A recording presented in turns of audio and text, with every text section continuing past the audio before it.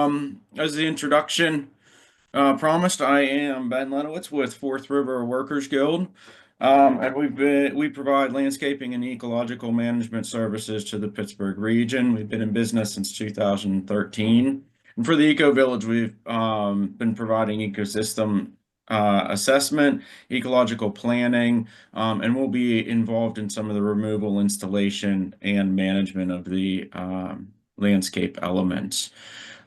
Big shout out to several other companies who are playing huge roles in the landscape team here. We are only doing one small part of it.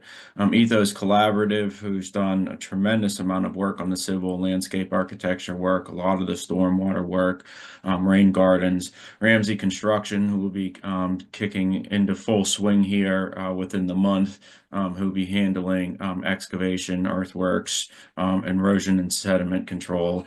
Elevated Tree Care, who's assisting us with the tree removal, finding ways to reroute and salvage a lot of the timber that is coming out of the area. Northwood Tree Services helped us out early on. We've already pruned ahead of time some of the trees that are in there and provide some great consulting along the trees. And Evolve EA, who's provided architectural services.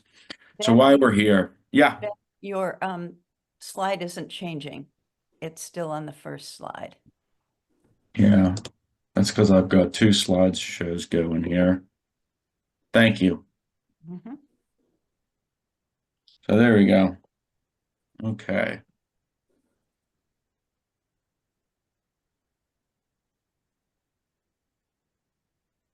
So why we're called to provide authentic information, not marketing. Pope Francis, I think, has done an excellent job in really communicating well the importance and the sensitivity and a lot of the dynamics that are involved in the ecological imperative that we face right now. And this quote from him from a speech he gave last year, I think is a very pertinent to the work that we do because it calls out people in our field. Here, the ethical decadence of real power is distinguished thanks to marketing and false information employed to shape public opinion. Whenever plans are made to undertake a project involving significant changes in the environment, people are not clearly told that the project will result in the clearing of their lands, a decline in the quality of their lives, and a desolate and less habitable landscape, lacking in life, the joy of community, and hope for the future. That is something that I believe everybody on this project and team feels deeply that they want to change in the world, that they do not want to be part of a greenwashed project. And again, Pope Francis says well that the communication with others is very important in this process, and so that's part of what we're doing here. So the land clearing is commencing, and trees once dedicated as sacred space are going to be removed, and earth is going to be excavated in this area. We take that seriously. We are saddened by this, but we understand that we are but a sort of piece, a speck in a long continuum of what this land is, and this land exists valuable despite us and will continue to be valuable despite us. And with our awareness and compassion and empathy for the space and who's there now and what's to come, we hope that though we are disturbing what's there now, we're doing so thoughtfully, and that the future will be brighter and will be improved due to the disturbance that we are bringing to the land.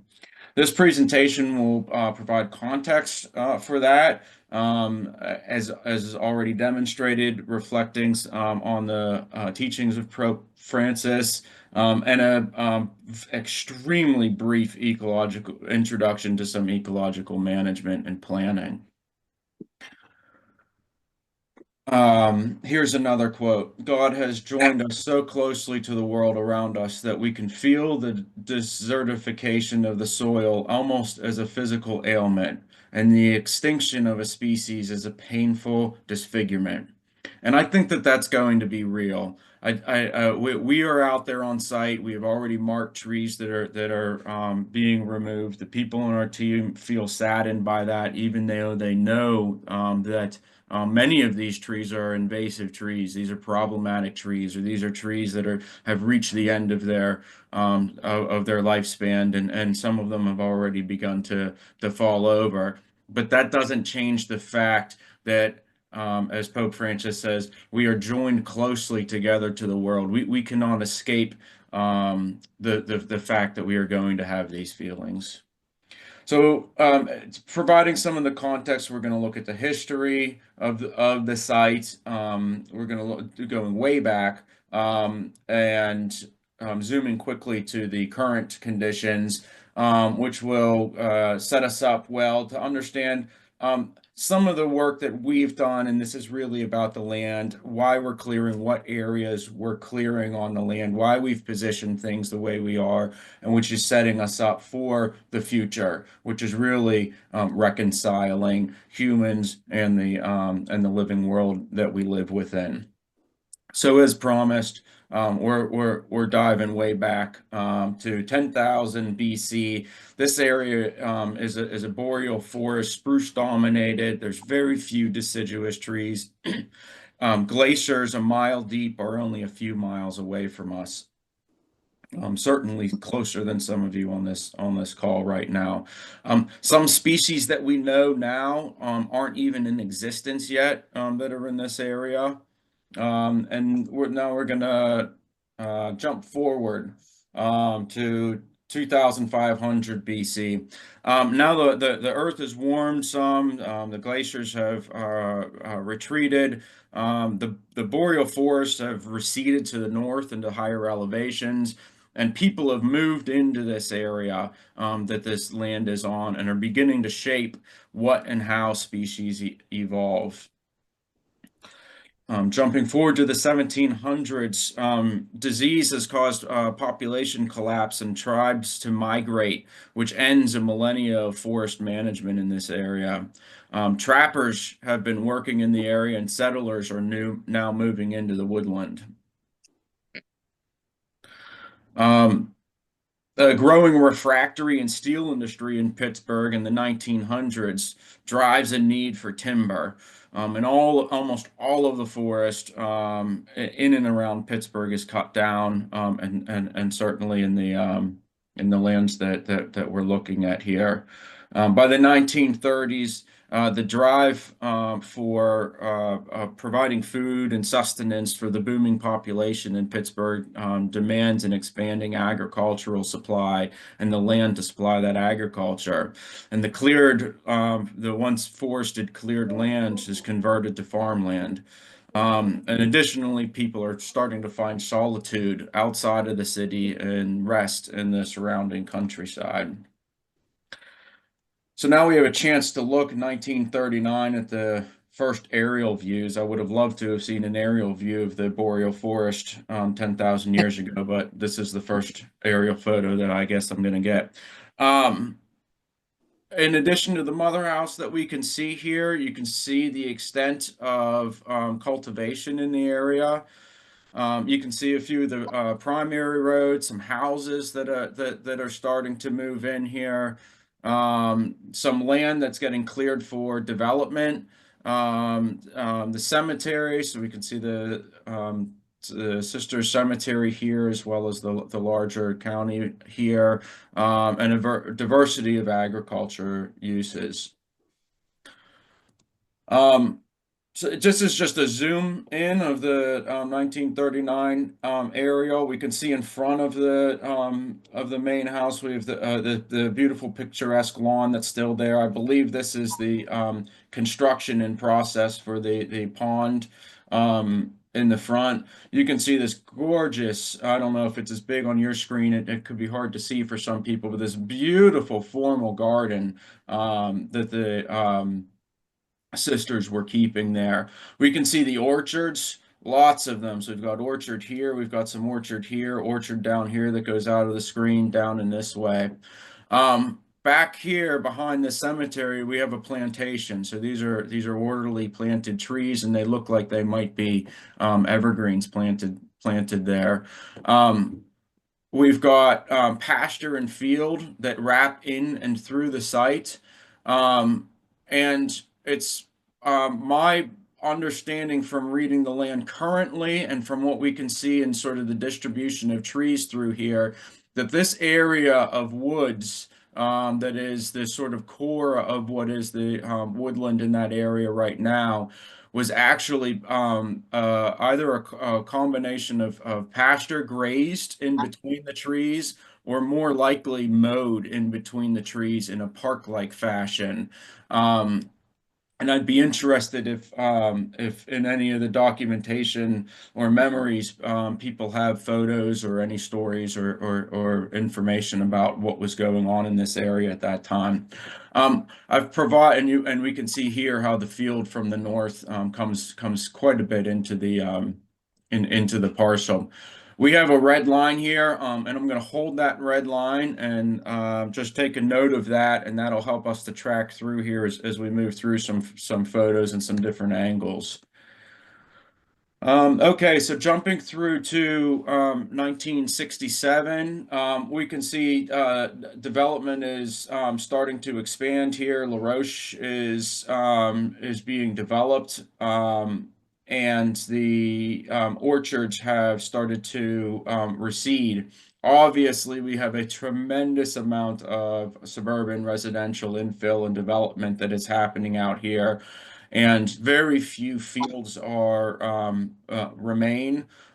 We can see these fields right here may still be active. The fields in the EcoVillage parcel seem as though they have been abandoned, although they may be running sheep or something through there still as well. But we can certainly see the trees and the woody growth starting to fill in those fields, so they're certainly not being tilled and mowed for hay or anything there. By 1980, we can see that in the corner here, we've got almost a complete woodland. Really, a new woodland is developed here. This is not a remnant of prior woodland that was in there. This area in here in the core, as we looked at, maybe the tree distribution pattern in here is a little bit different than what we saw in the 1937 aerial, and it does not seem as though this area is being mowed between the trees anymore. And as we know, there were new efforts in the 90s to sort of rededicate and do some beautification and sort of woodland and rededication of this space here. We can still see a little bit of the remnant orchard in here, but when we jump to 2022, so we're basically up to where we are now, that remnant orchard is now the ball field, and this is in 2022, so we can see the groundwork for the new parking here, and some more trees have started to fill in around these streams and gullies, where just like the core of this site, basically 100 years prior, had been left because it was difficult to get to sort of till and work. These areas here are difficult to till and work, being around streams and in valleys, and so they are as well left for the vegetation to grow in. So we've taken a rapid look through thousands of years of history, from forest to farmland to sort of woodland park to what we have now. This is a current photo. So we're going to jump now to our brief overview, again, very brief here, of ecological planning. In summary, ecological planning contains these four elements: multi-stakeholder, and incredibly important.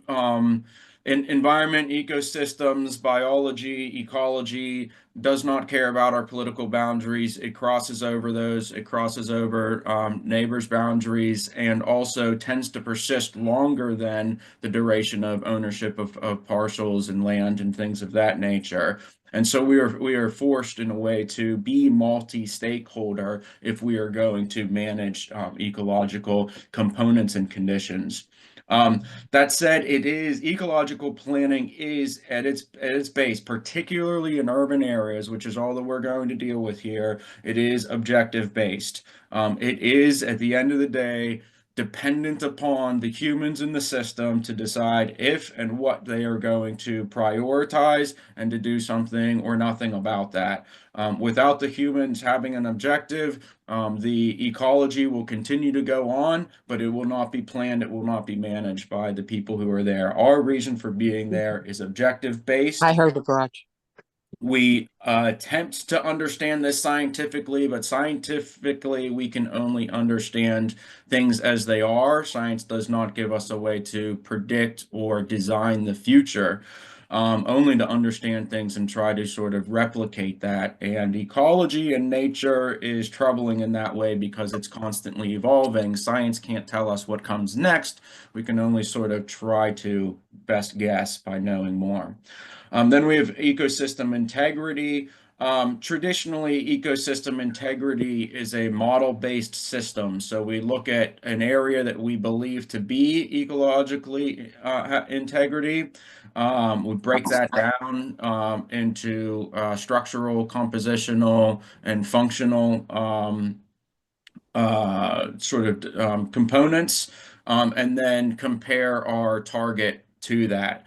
In urban areas, we're flustered by this because our science did not really deal with urban areas until very recently. So we have a hard time understanding what it means to reconcile nature and ecosystem integrity in an urban area. And then lastly is systemic disturbance. This is the work that we do. This is the actual active action that happens on the ground. Humans really only have a way of disturbing nature. We in disturbing, we may be providing for it, and we might till a field so that certain things can grow. We put the seeds down so that they can grow. We can protect something in order for it to grow, but in protecting it, we're blocking something else. So we are acting with disturbance, but disturbance is what nature is built off of, and nature works in cycles, and it depends in many ways on disturbance. And when we understand the ecosystem integrity often defines for us what the disturbance pattern is if we're going to have the integrity that we seek. So, for instance, grazed lands, for instance, in the Midwest that were grazed by buffalo, when you take buffalo out, who are active in that disturbance, those prairies and ecosystems collapse. In those cases, they're a keystone species. Humans can then go back into that system and can start mimicking those disturbance patterns in a systemic way and can reactivate and can restore those ecosystems. So disturbance in this case is not necessarily a bad thing. In fact, it's usually a good thing. Understanding how that works to promote the integrity of an ecosystem is the critical aspect. And when we bring that into an urban area, that can be when cuttings happen on, say, a lawn or a meadow or on plants, to what degree those happen. It can be larger disturbances in terms of when we go in to do invasive removal, the sequencing of that, because if we sequence that and time it wrong, we get adverse effects. So that's at a high level, looking at ecological planning. The unfortunate aspect of urban ecology is that invasion ecology dominates our urban landscapes. So invasive species have outcompeted our native species primarily because our native species are not used to the disturbance patterns that we have brought about, and to some degree the land use patterns. So rather than having an extensive, wide, continuous forest, we have little pockets of forest. That changes the conditions. There are some species that exist around the world that have found their way here that simply do better in those situations.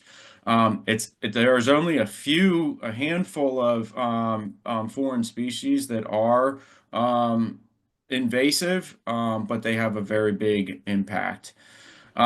Invasion ecology itself is a whole discipline of ecological science that deals with the population movements and competitions of these species.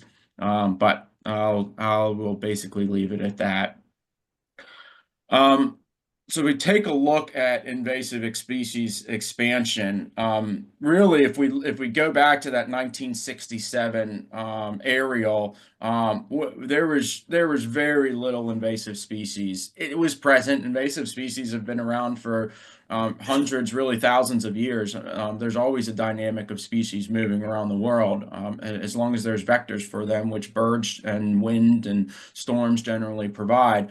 However, with the increased mobilization that happened, starting post Second World War, we start to see an explosion in the late 60s, and this. So you can see in this graph, it's showing us here that basically the number of invasive species that are present in our environment is drastically increasing until we get to about the 2000s, and then it starts to level out there.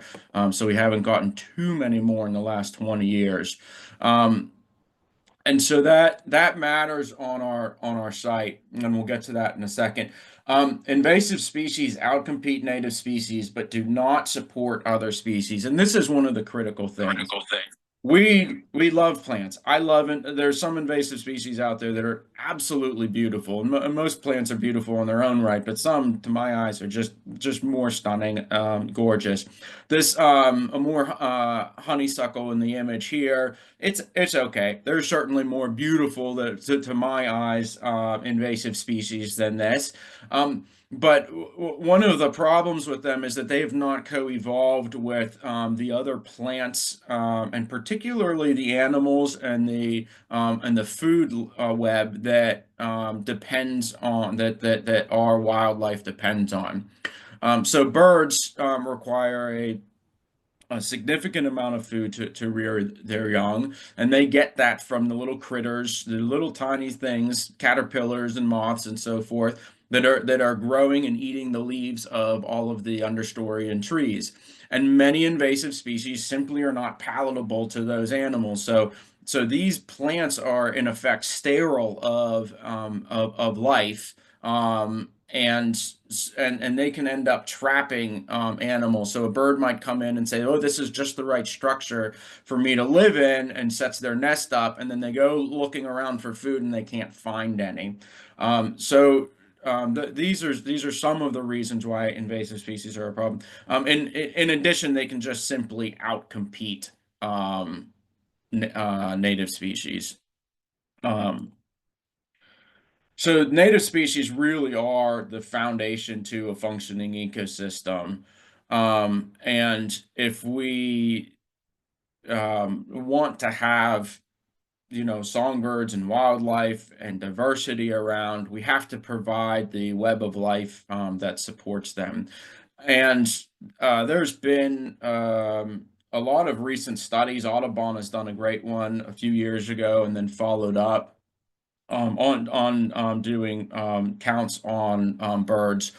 And I think that this is a good graphic that really illustrates, again, we're going back to about 1970, what's going on. And in the 70s, we had some environmental protections that went into place.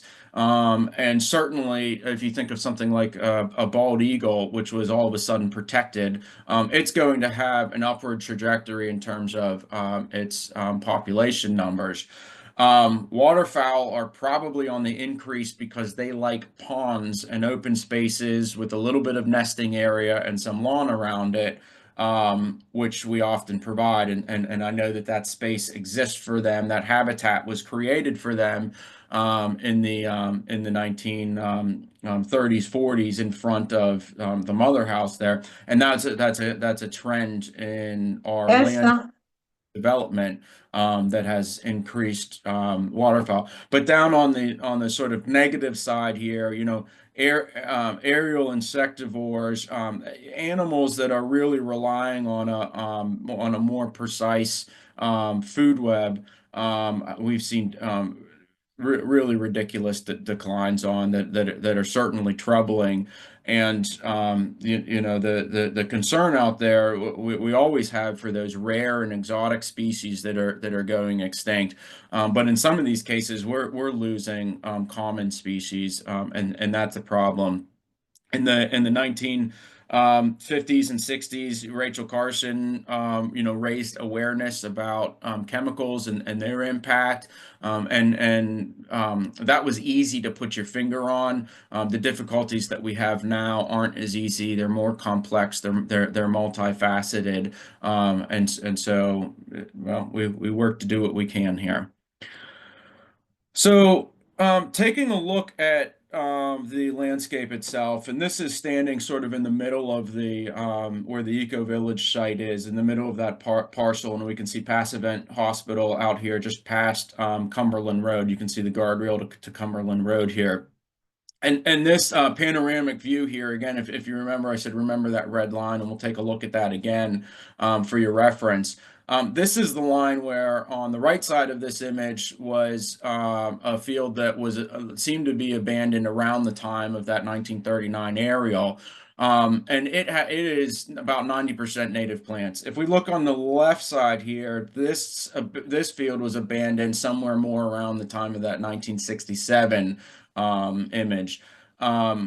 And it is 90% invasive plants, very few native plants over here on this hillside, on this western hillside here. And what's happening here is that we know that right around this 1960s point, the roads were built in this area, houses were being built, buildings were being built, Passavant was being built. All of a sudden, you have a lot of transportation of people and coming and going through here. People are moving in, they're bringing plants, they're buying plants at nurseries, bringing them from their homes that they were living at before. So we have a tremendous uptick in the amount of vectors, so pathways or channels for new species to find their way into this area that really just didn't exist before, in the abundance that there was all of a sudden in the 60s.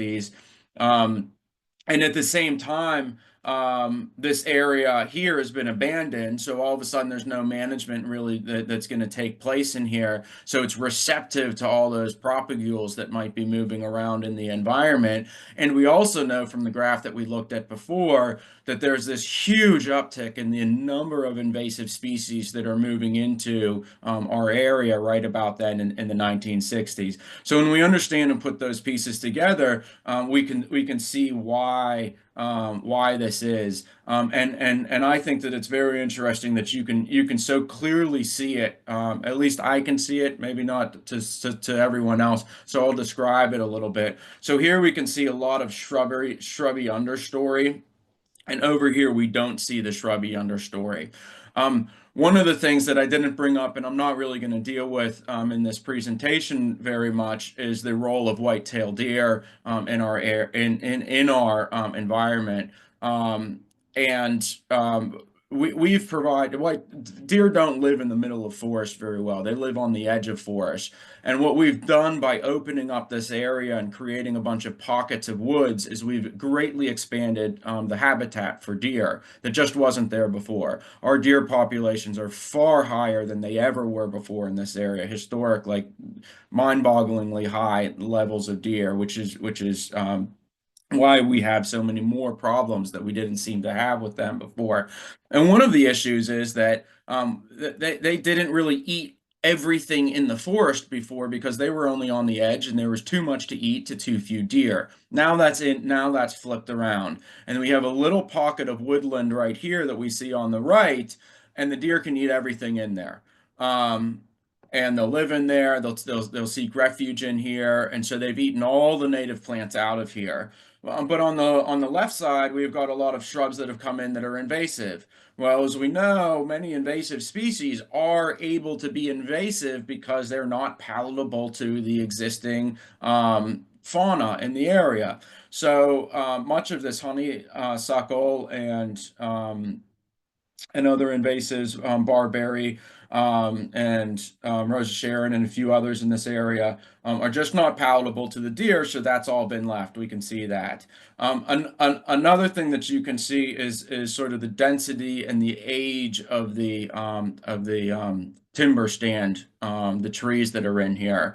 Certainly, these are a little bit older.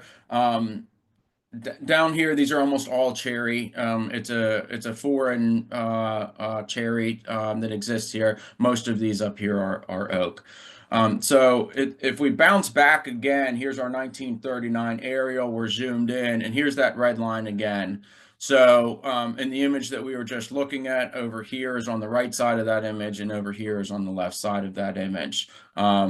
And this is just prior to the area being opened up to development and pathways for invasive plants to move into the area.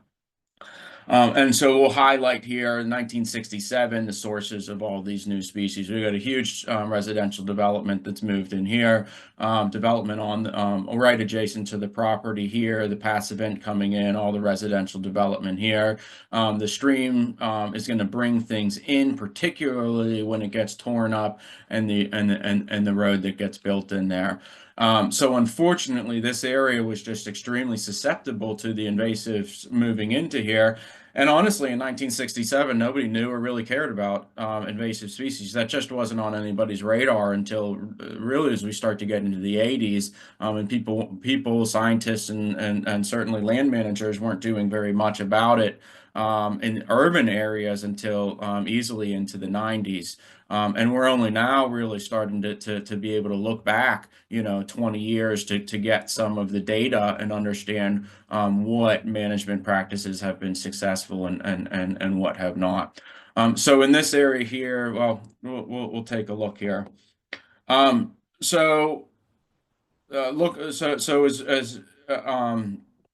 As sort of ecological consultants, we can walk through here and pick up on some of these signals pretty quickly. And so we know we need to do a few different types of analysis on the area. We can see in the center of the site where there had been park developments. So it was kept, and there were landscapes, new plants that had been brought into here. There was sort of a road that had been built through here. We have high level of compaction in this area, and which causes a huge amount of root stress. Also, because of the type of sort of keeping the large trees and everything else cleared. If this was sort of a mowed park back in the 20s or 30s, that the humans would have been keeping out any other sort of young trees to keep a sort of clean look to this area.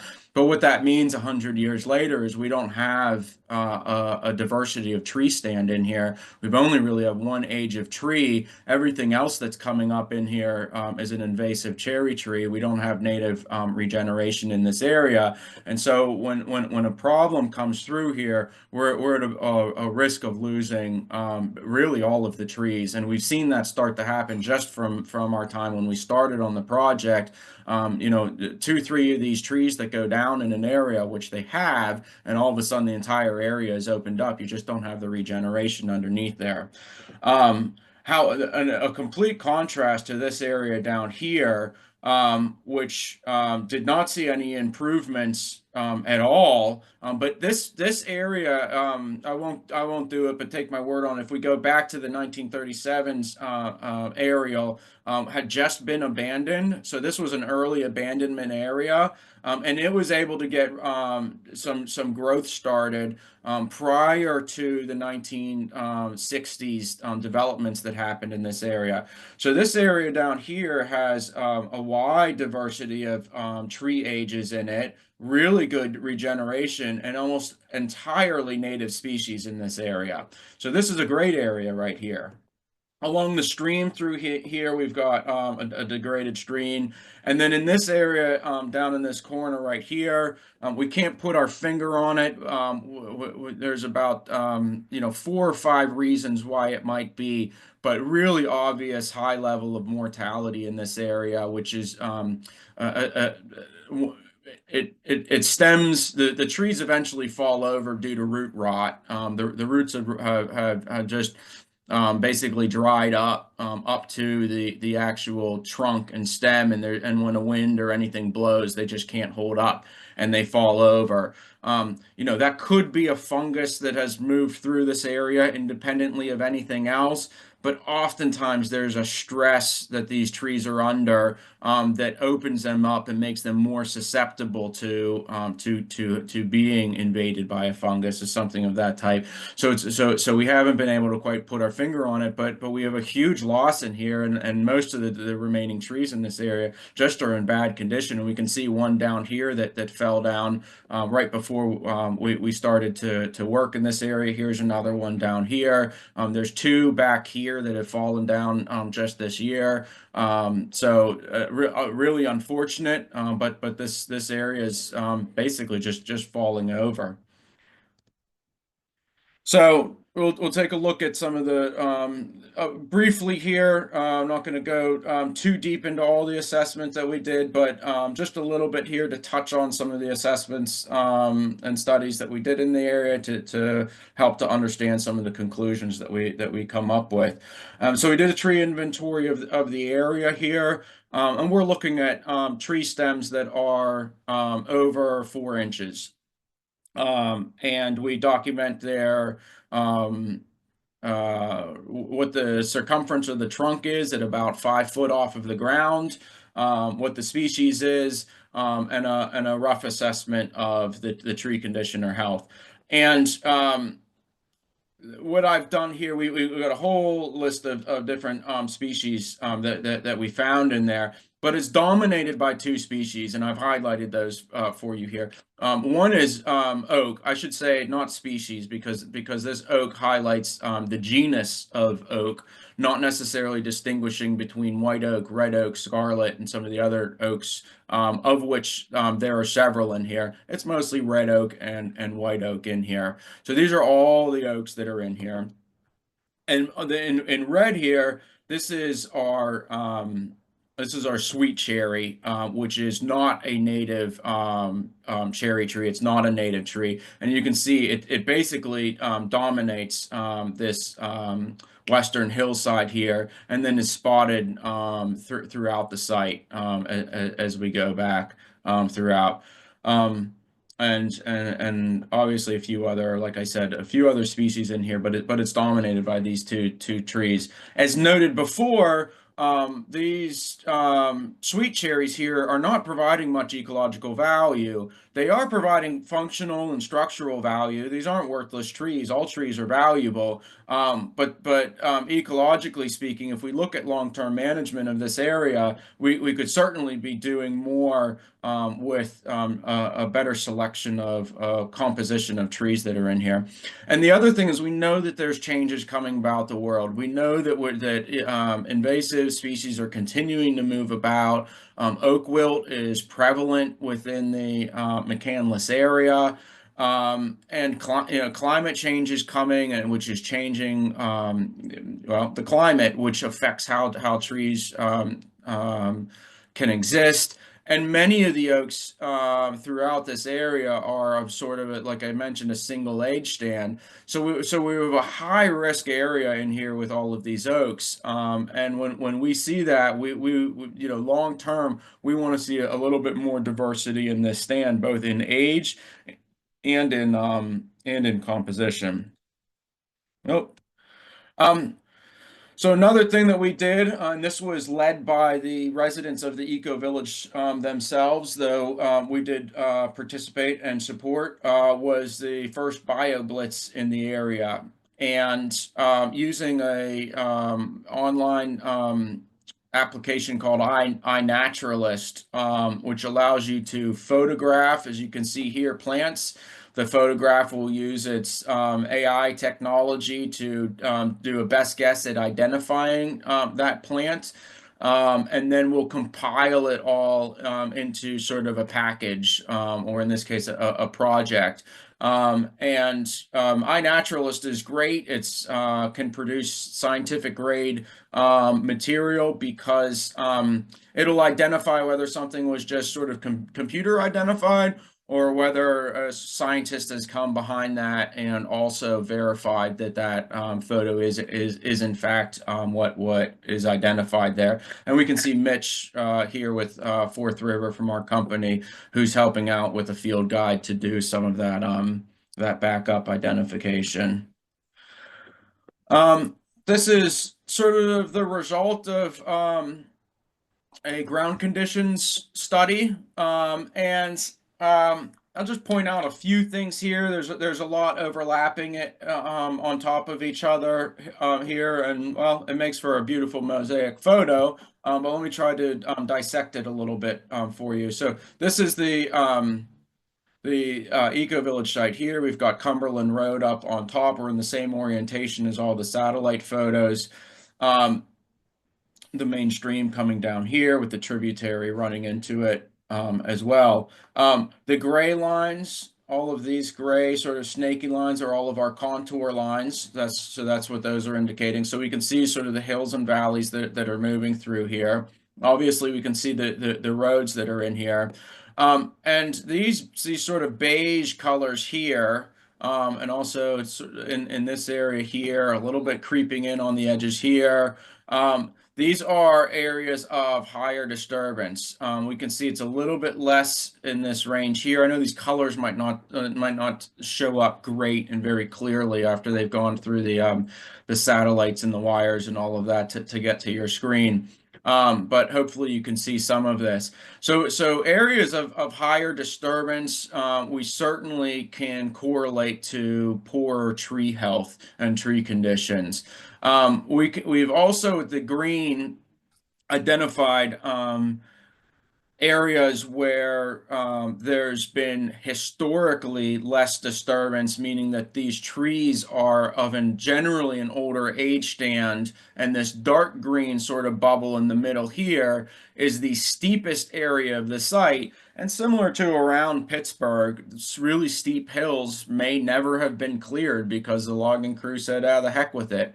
I believe that this area, in addition to maybe being a park and just being left for maybe a bit of its beauty, might have also been left because because some of this is indicating that there was a spring through here. This is certainly these channels here are coming out of springs in the hillside, but there might have been a sort of cultivated spring in this area that was used, and hence people's general interest in having a spring that has trees and protection around it, rather than being graded out and exposed to the elements. So as we looked at before, we've got our red line, which distinguishes between this western area of really high invasives. We do also have, we didn't dive into it, we do have high invasives up in this area. You might remember there was a section of field that crept down into the parcel up here, and so it was exposed, particularly being as close as it is to Cumberland Road, to high invasive invasion itself, and we have got the high mortality with really little regeneration down in this area, and then an area in the middle where certainly we're interested in preserving.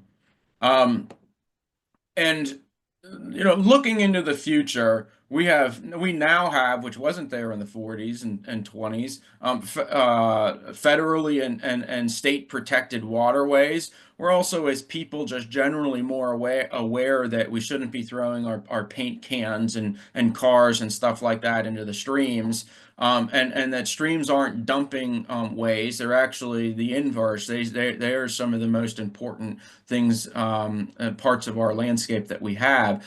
And this parcel is almost wrapped, almost in a complete donut with waterways. There's just a little bit of a land bridge up here. So there's extensive waterways through here, and there's high potential for very valuable ecological diversity because of the moisture gradient, the differences between the light conditions, basically the high diversity and conditions that we find between the soils and the geology in here means that we're going to have a higher diversity of plants and therefore a higher diversity of wildlife in here. So these are the areas that we're really interested in preserving and protecting. And then we can see these pockets around them where they've already been, we already have disturbance or problems within the landscape. So turn back to Pope Francis again here, who I'm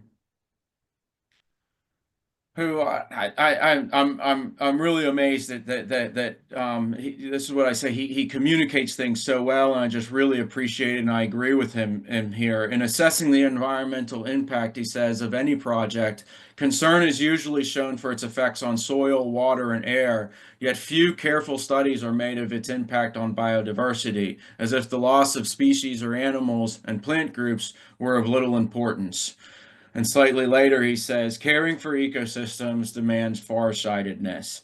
And this is sometimes hard for people to grasp, but ecological processes are processes that span hundreds of years, in fact, millennia. And speciation, so species becoming new species, is something that will continue to happen in this world. And in the past, we have examples of humans being part of that process.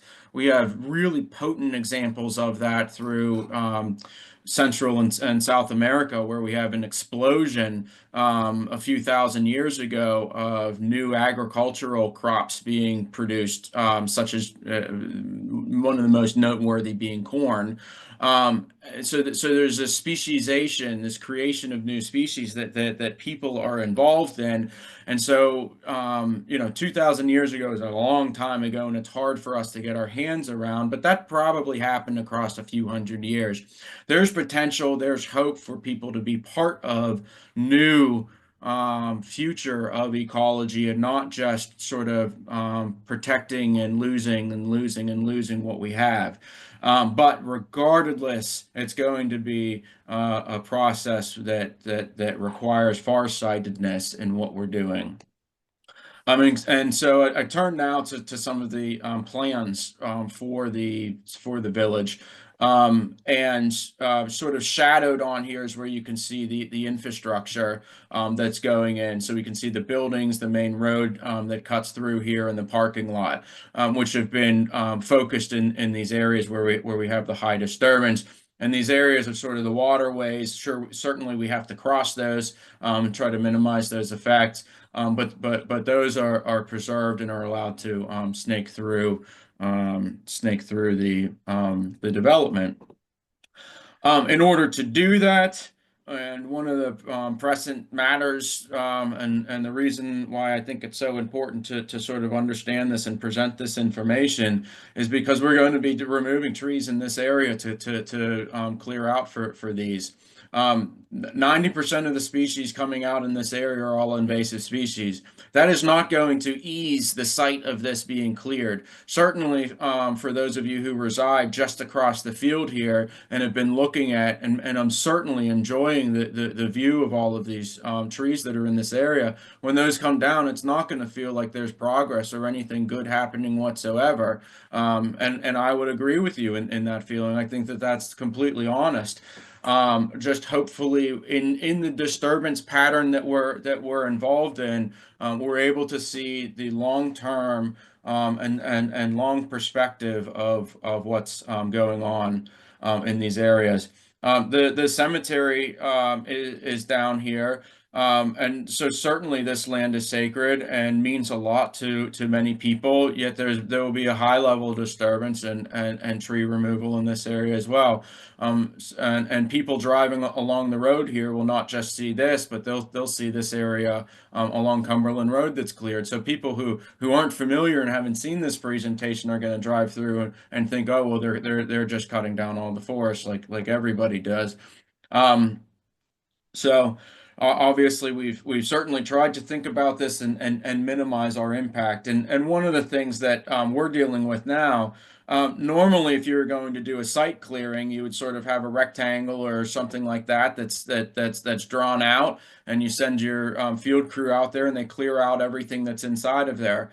We've been on site for 3 days now, marking out boundaries, trees that are to be removed, trees that are to be preserved, and the best way that we can, and double checking and now triple checking our work on that, because this isn't easy. We're snaking in and out of here, and though this might seem clear on a map here, when you get down on the ground, it gets confusing pretty quickly.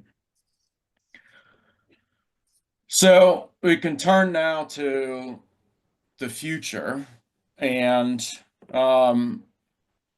we can see just a vision of sort of where this is going. And we've got a wetland up here that was delineated early in the project, and down here. These two wetlands, unfortunately, they have some really neat wetland native species, but they are just absolutely crushed, primarily with privet, but with a few other invasives, and they're just hanging on for dear life. We're not going to be able to do very much of that work during the development stage. But if I believe that the residents moving into the village here, their proximity to this area and caring for this area, these are going to be a high interest of them to be restoring these areas. And through their work and some assistance from us and others, we'll be able to really rejuvenate what these wetlands are. Some of the road coming through here and some of the grading is going to help to beneficially expand the wetland in this area. What in some areas had been sort of crushed rock and crushed stone, roads that have been graded in and abandoned in some of the areas, such as down here, and just totally dominated by invasive shrubs, will be able to be brought back with a high diversity of native species that'll give it resilience through sort of the climate change that we're sure to see in here. We'll have an increased stream buffer. Native species in the area will help to retain stream banks a little bit better than what's in there. And a reconciled landscape. So just an area where people are learning to live with the nature around them, and try to figure out, as pioneers in our world, what does it mean to do these things that Pope Francis is talking about finding and figuring out and reconciling the differences between ourselves and how we live, and the imperative of the world that we're in. And for those of you who haven't seen them, these are beautiful renderings of what that might look like. And not too long from now, some retained trees, some new plantings that are in here, people enjoying the spaces, houses gently set within the site, complementing the architecture and the space. Should certainly be beautiful. And I'll leave you with this, and it's a phrase that Pope Francis used that really I just think is so poignant, which is he references a pilgrimage of reconciliation. And I read that to be, opening of the mind, really discovering, going out and finding out what it means to reconcile the differences between the natural world and caring for ourselves and caring for humans. And I will leave you with that. Thank you. Certainly, I guess we'll open it up to questions.